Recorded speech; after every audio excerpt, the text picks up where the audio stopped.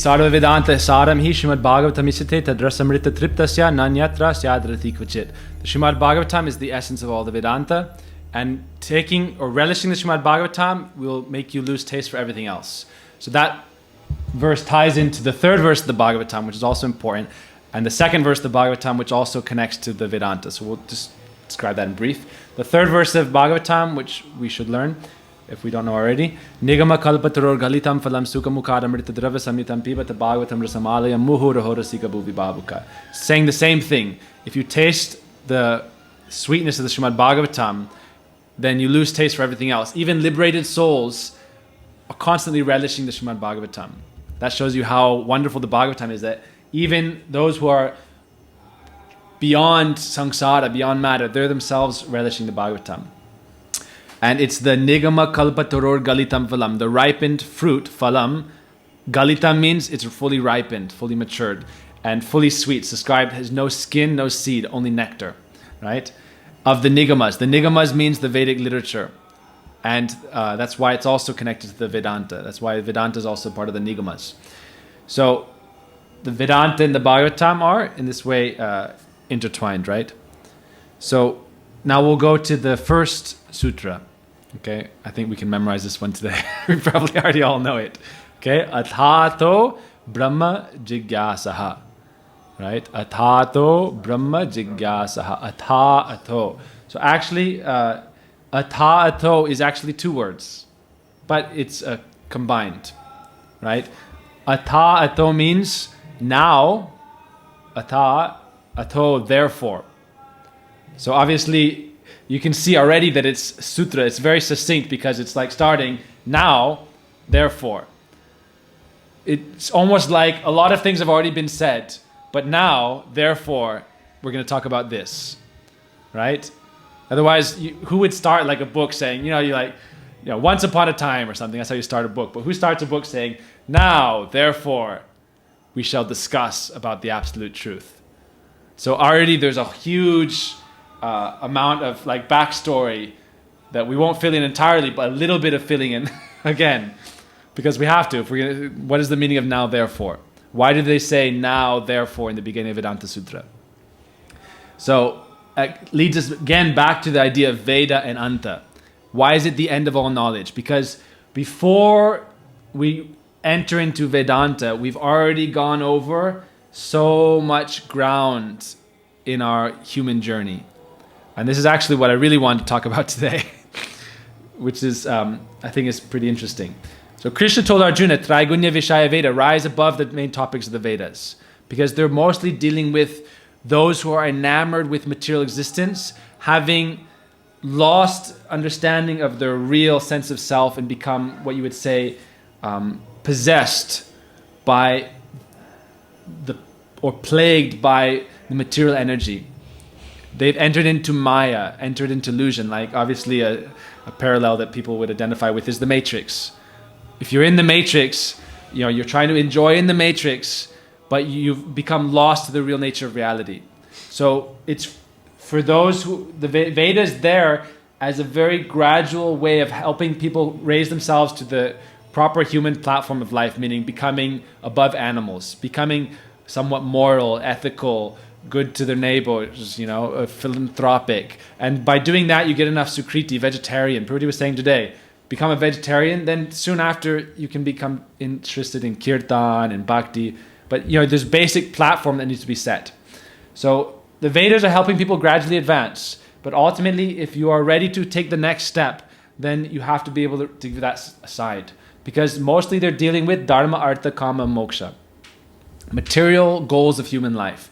But now, therefore, means now when we're ready to give that up, when we're ready to give up what Krishna says, Traigunya Vishaya Veda, now, therefore, we shall study Brahman, the Absolute. That's why it's Vedanta. We're ready to move aside from that.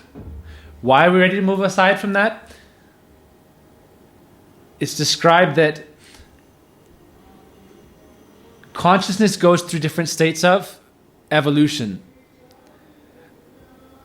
Ultimately, this is a whole can of worms, but I don't know if we want to discuss it fully today. But the origin of the jiva, right? Jiva tattva, and how jiva enters into samsara, we can say just in brief, because it's the kind of thing that we could go into and discuss for weeks as well. And we will discuss it in the due course. That's why today is more of an overview.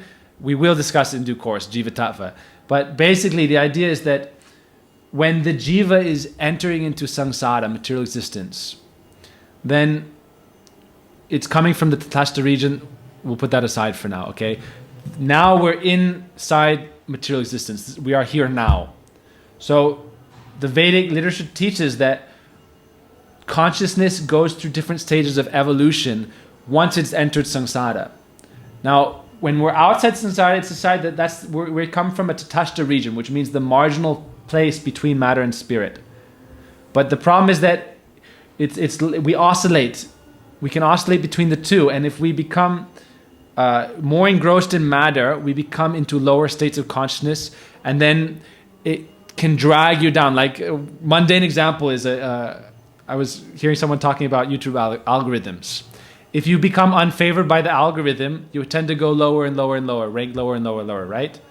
So it's like if your consciousness is degrading, then it tends to degrade further and further and further. So ultimately, consciousness, when it's in its most dark, in tama means tamagun, right?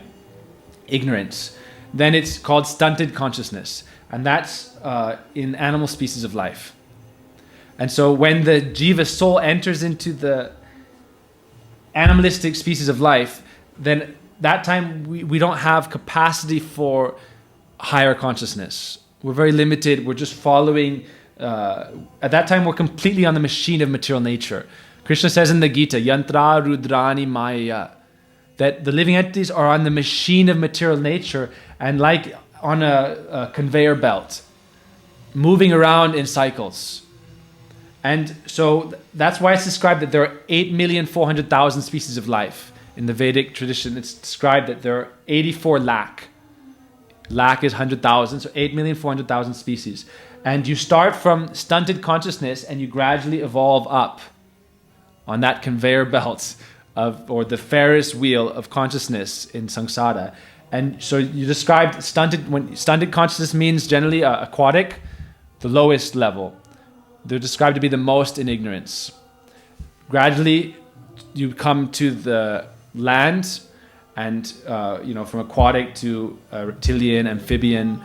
Before that, even plants, right? The consciousness. The more you're engrossed in Maya, the lower it degrades, right? And so then you become embodied in. Actually, the soul is described as soon as we enter samsara, we become embodied. That's why Krishna in the Gita says, Dehinosmin yata dehi. The soul is Dehinosmin. It's Deha means a body. This is a Deha. And the soul is called a Dehi, what is embodied in the soul. And then at that point, it thinks that I am that body. So when we're an animal, we think I am that body, right? But consciousness gradually, it will evolve up. That's why conscious evolution means, okay, even if we look at it from the scientific point of view, if you look at it from the material evolutionary point of view, whether it's not necessarily cross-species evolution, but still, if you look at the arc of evolution, right? You go from aquatics, and it also connects to the Dasavatars. Dasavatar, you can see, first Matsya, fish, Kurma, amphibian, Varaha, boar, right? Nrsingadev, half man, half lion. Parashuram, barbarian. Lord Ram, Kshatriya. Lord Krishna, Lord Balaram. Ultimately, Krishna is Avatari, the root of incarnations. So the evolution of consciousness means we go up gradually through different species, mammals. Finally, there's certain mammals even that are described to be like the gateways into the human species. It's actually, they say, like, for example, I've heard Vaishnavas say, like, cows, through sattva gun, from a cow you can get a human birth in sattva gun, the mode of goodness, through like the mode of passion, animals that most represent the mode of passion, like lions and tigers. From that you can enter human form, or like monkeys, tamagun, you can enter into the human form of life. But ultimately, stunted consciousness means all the animal species. And that comprises 8 lakh species, approximately. And then human species are 400,000, and that is the stage of budding consciousness. Means you're just starting to open your eyes to the nature of reality beyond just fighting for survival, right? Beyond just like the fight for eating and finding somewhere to sleep without being afraid of being devoured, mating, defending. The difference between human beings and animals is that animals are just absorbed in the fight for survival, just mating to reproduce their species and eating enough so they survive and defending themselves from threats, right? But human beings, the difference between them is that, and if we are only acting like animals, engaged with those 4 activities, ahar, nidra, bhaya, maitunansha, eating, sleeping, mating, defending, then we're no better than animals, just 2-legged. So many kinds of human beings, if they're only absorbed, Bhaktivinoda Thakur describes that within human species, there are those who are searching for higher consciousness even more, those who are still in more lower consciousness, and gradually we can evolve up. Now for us, why it said now therefore again? Because now says once we, in the human form of life, once we become exhausted by moving around this cycle continually, that's described to be samsara. Samsara ultimately leads to complete exhaustion in that, because we're trying to gain happiness from it, but the search for happiness is always like trying to grasp a mirage in the desert and getting hurt by the thorns of a cacti, right? So we're trying to find happiness. We find drops of happiness, but they're like drops of water in the hot sand of a desert. They immediately evaporate. So atato means now therefore, means now after you've become exhausted moving around in this cycle of samsara, in the machine of material energy, being ground up in this, like Krishna shows Arjuna, Kalosmi lokakshaya krit pravriddho, time I am the destroyer of the worlds. And Arjuna asks him, what is your universal form? Not your original form. His sweet two-handed Muralidhar, Krishna playing the flute, his all-attractive form. He says, I want to see your universal form. What is the material universe? How does God manifest as the material universe? That time he shows him a form with thousands of heads and arms and fire coming from his mouths. And it's very fearsome. And he sees all the warriors in the battlefield entering his mouth. Like, it's a giant vacuum just sucking them in. Time. He says, I am time, the destroying principle. And he said, I can see them being stuck in your teeth and lamenting. And I can hear the gnashing of their bones, And so that is the cycle of samsara that we're in. Again and again, Sankaracharya, in the beginning of his Vedanta, he says, Punarapi jananam, punarapi maranam, punarapi jataneapi sayanam. Again and again taking birth, again and again dying. Again and again going through this cycle. So ultimately, when we become when we are starting to feel exhaustion from that, it's called Tvam Akinchana Gocharam. At that time, we are ready to seek Gocharam, to seek that absolute truth. Atato Brahma Jigyasa, now therefore. So actually, this verse, Atato, now therefore, is corresponding to the verse Tasmad Gurung Prapaddeta Jigyasu Shreya Uttamam Shabde Pare Chanishnatam Brahmani Upasamashrayam. Tasmad means therefore. So it's shortened in Vedanta, right? It's more short. So atato, now therefore. Now because I'm ready now. I feel the sense of urgency. That's why it says now. So the verse Tasmad Gurung, the verse before that says Pariksha Lokan Karma Chitan. That I've been performing karma for so long while going through different lokas, planets, planetary systems, sometimes going to heavenly systems or more tamagun systems, suffering more in hellish kind of conditions. But pariksha lokan karma chitan, now I have become exhausted from doing that. Like it's described in the Chaitanya Charitamrita. Sometimes we are a beggar, sometimes we are a king. But whether we are a beggar or a king, we're still subject to birth, death, old age, and disease. We're still subject to suffering in existence. And the more wealthy we are, the more prosperous we are, the more we try to hide away from that, ignore it. First world countries, they don't like people to see death and decay openly, right? They hide it away. But if there was glass doors on all the hospitals and, CCTV live streaming people in like the grossest form of suffering, or the slaughterhouses, if that was live streamed, and you were forced to watch it in your TV while you're eating your steak. Oh, you want to eat this steak? watch the cow being slaughtered. We try to hide it away, but in India we see, or third world countries, it's more kind of in your face, a little bit more. But like, for example, of Buddha, Buddha's path of enlightenment began when he saw suffering in its naked form. And he was hidden away from it for so long by his father, because his father wanted him to be a prince and maintain his kingdom. The problem is that when he was exposed to it, then the inquisitive spirit arose within him. And he left his kingdom and began to perform his sadhana. So now therefore means Pariksha Lokan Karma Chitan, we're ready to give that up. Then Tasmad Gurung Prapaddeta. Then we are ready to approach a guru. So that's why Jigyasa is important. Tasmad Guru, we're going to learn this verse. Tasmad Gurung Prapaddeta Jigyasu Shreya Uttamam. Jigyasu means inquiry. So inquiry means you need someone beyond just yourself. Especially if you want to uplift your consciousness beyond your present condition, then you need a helping hand from someone on a higher level of consciousness. So that's why Jigyasu Shreya Uttama means I need to approach Guru. Guru means Guru. Gu is light, Ru is darkness. So Guru is the helping hand that leads one from darkness of ignorance to the light of pure knowledge. So that's why it said Tasmad Gurung Prapaddeta Jigyasu Shreya Uttamam. Shreya means the highest good. Preya means immediate gratification, and Shreya means the highest good. Shreya Uttamam means of all the kinds of ultimate good things that you could get, the topmost of those. Shreya Uttamam. And then the qualification for Guru is given. So this is how this verse specifically relates to the first verse of Brahma Sutra. It says, Shabde Pare, he is established in Shabda. Shabda means transcendental sound. Shabda Samanya and Brahma Shabda means there's material sound and there's spiritual sound, transcendental sound.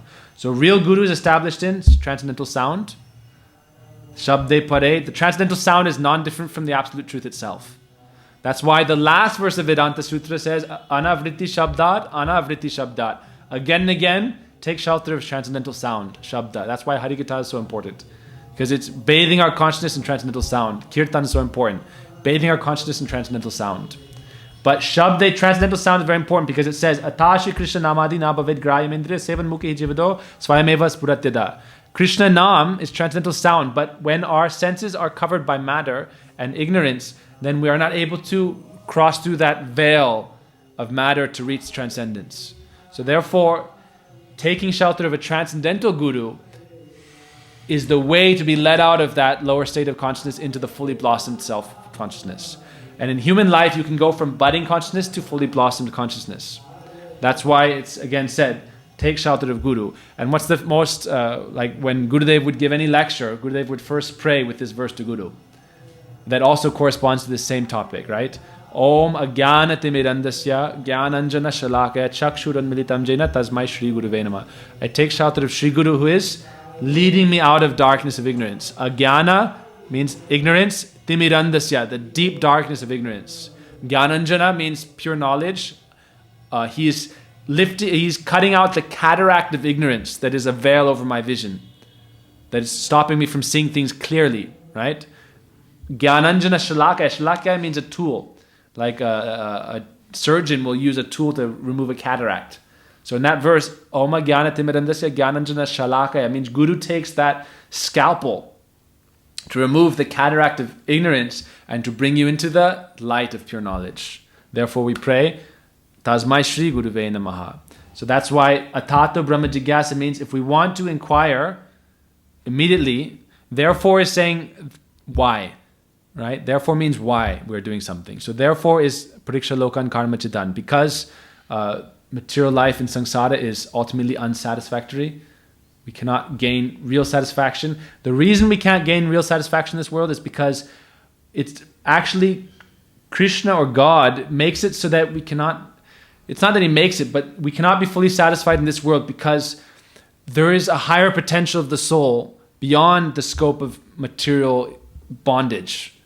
And if you were so-called satisfied in this world, you wouldn't want to seek out that higher thing. So therefore, dissatisfaction in this world makes you get the impetus to go beyond this world. And ultimately, going beyond this world means transcending it by entering your real state of pure consciousness, then you can be in this world and liberated. Jivan mukta suchyate. Krishna says that you can be jivan mukta, liberated while living, if you reach the highest perfection of your consciousness. Now, we'll just end with a quick, Gurudev tells a story about this verse. Tasmad Gurung Prapadeta Anatata Brahma Jigyasa. So we'll end with that. So it's described that the human body is, Gurudev says this, and I always thought it was very interesting. And I was thinking about it today, a few minutes, like half hour ago. Gurudev would say that the human body is 84 fingers tall. Right? Gurudev would say this. And if you measure yourself, it's 84 or very close. 84, if it's exactly basically 84, it means you're definitely human. And if it's a little bit more, you're more Devic, more of like demigod qualities. And if it's a little bit less, you're more Asuric, of demonic qualities. We can try if you want. If those watching the video, if you want, you can even try this, okay? You want to do it?